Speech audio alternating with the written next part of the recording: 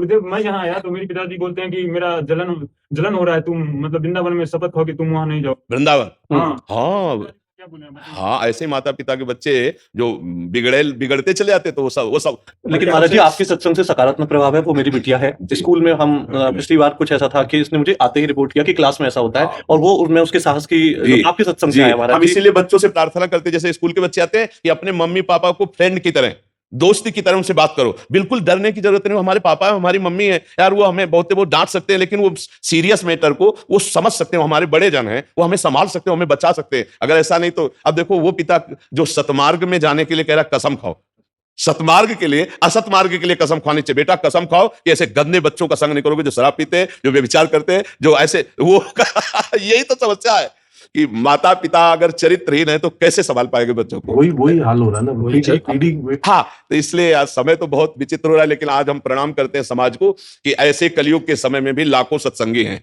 आपके सत्संग आपको ही आता है। लाख नहीं, श्रेय इस समाज को जाता है कि बाबा जी की बात मान रहे हैं यार। लाखों नौजवान भाई हैं जो मतलब बात मान करके अपने आप को सुधार की तरफ ले जा रहे हैं, और ये बहुत हानिकारक है।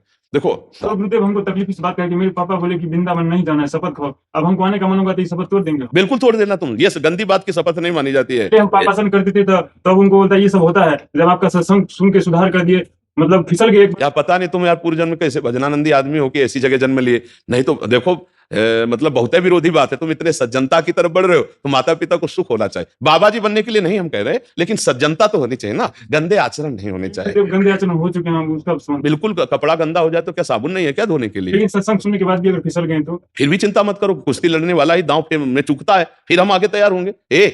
कमजोरी नहीं, 1000 बार गिर जाओ तो भी तैयार हो जाना है। चिंता गलाई जा रहा है हमको। नहीं चिंता मत करो यार, नाम जप कर। बुत्सा संपन्न मदीर्घ सूत्रम क्रिया विधेयज्ञम व्यसने स्वशक्तम सूरम कृतज्ञम दृढ़ सौहृदंच।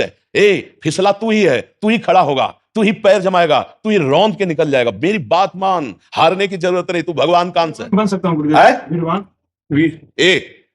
हम भगवान के अंश हैं। चिनगारी, अगर सही ढंग से चिनगारी को सजाया जाए फूस डाल के तो ज्वाला बनने में देर लगेगी क्या?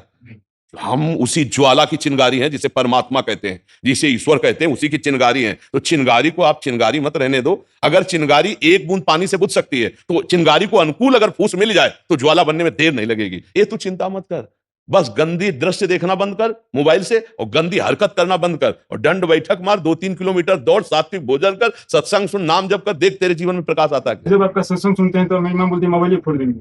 मोबाइल फोड़ देंगे? हाँ तो सुन, अब हम उसका उपाय बता रहे हैं।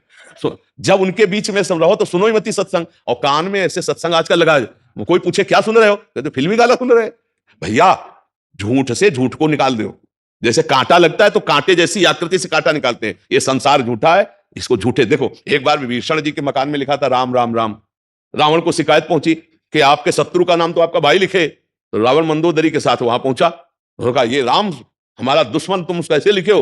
बोले उनका थोड़ी नाम लिखे, तो रा से रावण, मां से मंदोदरी, आप दोनों का नाम लिखे। मुस्कुरा दे, चल दिए। भगवान के मार्ग में चलने के लिए झूठे संसार को झूठ से बहला के निकल चलो। अब जैसे हम रो रहे हैं भगवान के लिए, अगर हम किसी से बताएंगे भगवान के लिए रो रहे हैं तो हमारा भाव हट जाएगा। तो रो काहे के लिए? आज थोड़ा दर्द है, हम उसे बहानेबाजी कर देते हैं, हम उसे झूठ बोल देते। वो झूठ नहीं, किसी का प्राण ले रहा हो झूठ, किसी का अपहरण धन कर रहा हो झूठ, किसी को कष्ट दे रहा हो झूठ, उस झूठ से बचना है, जिससे कि हमारा झगड़ा बच जाएगा और हमारा भजन बच जाएगा। अगर हम कहते हैं कि हम वृंदावन जाएंगे, हम भजन करेंगे, हम सत्संग सुनेंगे, तो अभी कलह हो जाएगी। सत्संग नहीं सुनना, पक्का नहीं सुनेंगे। और जब एकांत में कान में लगा के सत्संग सुन लिए, भगवान का नाम अंदर अंदर जप कर रहे हैं, कभी अवसर मिला, लोग जाते हैं दुनिया में मनोरंजन करने, तुम भाग के एक दिन वृंदावन आ जाओ। भाग भाग के 5 बार आ गए वृंदावन। अरे बड़ी कृपा है बच्चा, यहाँ एक बार भी आना मुश्किल है। श्री राधिका कृपा बिन सबके मननगम। श्री जी की आपके ऊपर कृपा है, बिना गलती हुई आप नहीं करेंगे, आप पर वो सब माफ हो जाएंगे। हमारी बात सुन रहे हो ना? हम नहीं कह रहे, हमारे भगवान कह रहे हैं।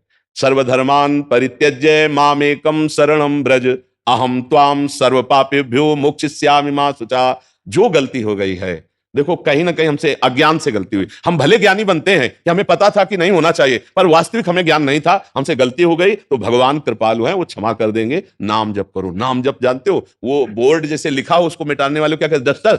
नाम जप डस्टर है, ऐसे मिटा देगा साहब। नाम संकीर्तनम यस्य सर्व पाप प्रणाशनम।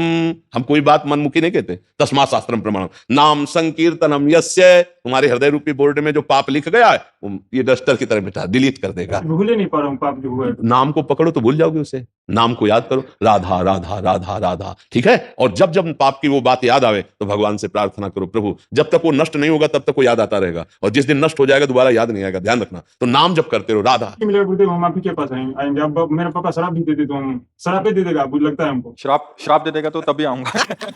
यार श्राप वरदान देने के लिए पावर चाहिए, वह पावर है। श्राप वरदान देने के लिए पावर चाहिए, वह पावर नहीं। राधा राधा जब, और ऐसे माता पिता के भी पैर छू, तब हमारा तुम मित्र कहलाएगा। हमारे दोस्त तभी कहलाओगे जब वो हमारी निंदा करें, हमें गाली दें, और तुम झुक के उनके पैर छू के कि गुरु की आज्ञा है, महाराज जी की आज्ञा है, पैर छुओ उनके और कह दो जैसा आप चाहते हो वैसा ही चलने की कोशिश करूंगा, थोड़ी बारी कुछ अगर गलती लगे तो क्षमा करो। ये हमारे संग का असर हो। ये थोड़ी बात तुम खींच के थप्पड़ मार दो जवान हो, ऐसा नहीं, कभी मत करना। उनमें भगवान की भावना करो। वो तुम्हें गाली दें, हमें गाली दें, अच्छे से चलो। सतमार्ग को जो गाली देता है वो बेचारा दया का पात्र है। आप सोचो दया का पात्र कि नहीं। तो छोटा बच्चा जिसे गाली दे तो क्या करेंगे, हंस देंगे। ऐसे वो छोटे बच्चे हैं, चाहे 70 साल के बूढ़े हो। अज्ञानी क्या है, ज्ञानी के सामने बालक के समान है, तो वो बालक के समान देखा जाता है, उसका विरोध नहीं किया जाता है। अंदर अंदर से प्यार मत रखो, अंदर प्यार करो प्रभु से, और बाहर से व्यवहार ऐसे रखो। पागल बन करके जी जाओगे तो बुद्धिमानी से निकल जाओगे, और यार ये साबित करना चाहोगे भक्ति, तो फिर ऐसे ऐसे शब्द आएंगे कि निकलना मुश्किल हो जाएगा। गुरुदेव बल दीजिए कि हमसे जीवन में कोई पाप ना होगा। अब यार तुम बहुत अच्छे आदमी हो, ऐसा तुम्हारी भावना है, उसका हम आदर करते हैं, और बल तो श्री भगवान से ही मिलता है। हम और आप दोनों मिलकर प्रार्थना करें कि आपको भगवान ऐसा बल दे कि आप अपने धर्म पे चल सको, और उनकी भी सेवा करो, माता पिता की, और भाई को भी नफरत न करो, दुलार करो, अंदर से असंग रहो, बाहर से सबको प्यार दो, जिसका जो अधिकार है। तो बच्चा बहुत जल्दी भगवान प्रसन्न होंगे, क्योंकि पिता में भी पावर भगवान ही है, माता में भी भगवान है, भाई में भी भगवान है। हमारी बात को समझना। ये बाहरी यंत्र कड़वे हैं तो कड़वे शब्द निकल रहे हैं, लेकिन जहां पावर है वो श्री भगवान है। कभी भी अपने माता पिता का अपमान मत करना, हमारी ये बात ध्यान रखना। और कभी भी ऐसी परिस्थिति आवे तो तन मन प्राण मेहनत चाहे लेवरी करनी पड़े, पैसा कमा के अपने माता पिता की सेवा करते हुए नाम जप करना। भले मेरे पास मत आना, तो ये देखोगे हम तुम्हारे साथ रहेंगे। अगर उनको पैसे की जरूरत है तो मेहनत करके वो पैसा जो यहाँ में लगाओगे उनको लगा दोगे ना, तो ये तुम देखोगे हम तुम्हारे दिमाग में बैठे मिलेंगे, तुम्हारे भाव में बैठे मिलेंगे। संतों का सानिध्य यहां से होता है, यही तुम्हें लगेगा गुरुदेव यहीं बैठे दिमाग में ना। अच्छे, धन्यवाद। आप नौजवान होकर अपना सुधार कर रहे हो, भगवान मंगल करे। उनका बड़ा मंगलमय स्वरूप है। नाम जब करते रहना और टूटना नहीं, बस ये बात ध्यान रखना। बड़ी कृपा है कि घर में विरोध है, भक्ति में जब विरोध होता है तो रंग लाती है। हाँ, गुरुदेव बोलता है कि मेरा मानसिक स्थिति हमारे बारे में इनका गड़बड़ा गया है, कि बाबा बाबा के चक्कर में फंस गया है। फंस गया बाबा के चक्कर में, फंसना तुम। लेकिन गुरुदेव मतलब एक बात कहना चाहूंगा कि आपसे जुड़ने के बाद पता चला कि भगवत प्राप्ति करना है, और भगवत प्राप्ति इतना आसान है। आज तक ये लगता था ये पूजा करो, ये यहाँ जाके यज्ञ कराओ, ये कराओ। देखो इस समय भगवान की कृपा की हवा चली है। अब जो जो लाभ ले पावे वो ले पावे। देखो चक्कर में फंसाने का तो तात्पर्य तब होता जब हम कोई जंतुर तुमसे बांधते, कोई पैसा लेते, कोई राख बांधते, कोई किसी भी तरह का स्वार्थ का व्यवहार होता। गलत तुम करोगे तो हम तुम्हें टोक देंगे, सही चलोगे तुम्हारी जैसी बुद्धि शुद्ध सबकी हो जाए, हम यही चाहते हैं। नशा न करे, गंदी बात न करे, और जो गंदी बात हो गई उसके लिए जले और उसका सुधार करे कि ऐसा नहीं। तुम्हारी बुद्धि नहीं खराब, बुद्धि शुद्ध हो रही तुम्हारी। अब ये है कि इस मार्ग के पथिक को संसार कड़वा लगता है, और संसार वाले मार्ग को इधर का कड़वा लगता है। तो इसलिए भगवान की कृपा, धैर्यपूर्वक चलो। अपनी बात किसी से कहो मत। अपनी बात किसी से कहने से क्या होता है, उपहास होता है। जैसे आप जिस मार्ग में चल रहे हो, 4 मित्रों से बात करोगे उपहास होगा। बात करो तो उसी मार्ग के पथिकों से करो तो सपोर्ट मिलेगा, नहीं तो कुसंगियों से बात करोगे तो उपहास ही होगा, और यही कहा जाएगा कहां फंस गए। इसलिए हम तो ये जो बोलना है, हमारी जो चेष्टा है कि हमारे राष्ट्र में मंगल में भावना जागृत हो, हमारे बच्चे, हमारी नवीन पीढ़ी अपने माता पिता को सुख देने वाले बने, समाज की सेवा करने वाले बने, ऐसा दुष्ट स्वभाव ना बने। यही हमारा प्रयास रहता है कि जीव का परम मंगल, परम कल्याण हो। अब ये है कि जो विपरीत बुद्धि वाले हैं उनको तो हम बुरे लगेंगे ही।